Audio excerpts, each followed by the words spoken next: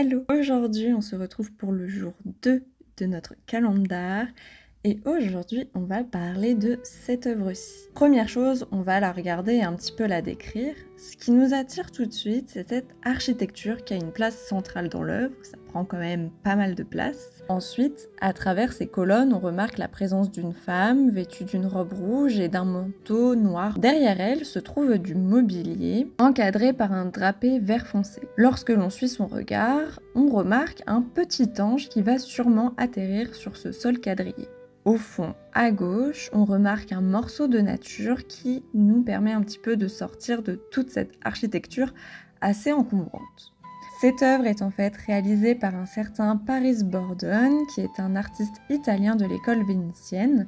Celui-ci commence à faire ses armes au sein de l'atelier de Titien, mais il reste que très peu de temps.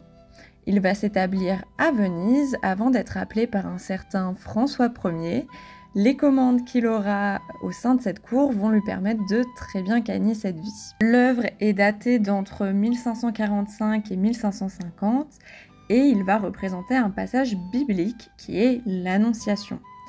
C'est le moment où l'ange Gabriel, que tu vois du coup en tout petit à gauche, va annoncer à Marie, qui se trouve à droite, qu'elle va porter l'enfant de Dieu tout en restant vierge. Ici, c'est ce qu'on va voir. Les deux personnages sont dans deux espaces différents et en fait, ça va permettre de diviniser l'arrivée de l'ange Gabriel qui arrive dans le monde des humains.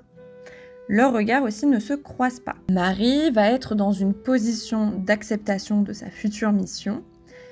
Et bien évidemment, pour ce qui est de l'élément qui prend beaucoup de place, c'est-à-dire l'architecture, Bordone aurait pris comme ressource les illustrations d'un certain Sebastiano Serlio, un architecte et sculpteur italien. Ce dernier, à la fin de sa carrière, se concentre sur la construction de théâtres en se basant sur un certain Vitruve.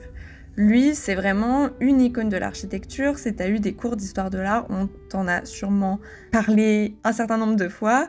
C'est un architecte romain qui va écrire un traité d'architecture très connu qui s'appelle De Architectura. Donc ça va, c'est pas trop compliqué au niveau du titre, on comprend de quoi ça parle.